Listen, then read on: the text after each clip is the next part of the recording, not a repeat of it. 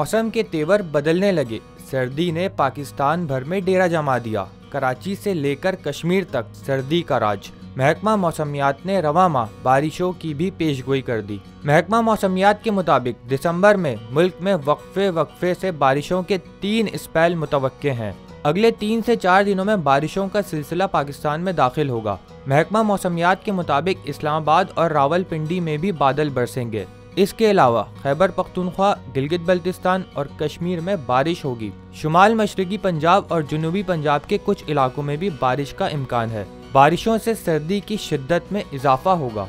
महकमा मौसमियात ने मजीद कहा कि सिंध के बेशतर अजला में मौसम खुश्क रहने का इम्कान है। सक्खर, कश्मोर, जैकबाबाद में धुंध और स्मोक छाए रहने का इम्कान है। बलोचिस्तान के बेशतर अजला में मौसम सर्द और खुश्क रहेगा।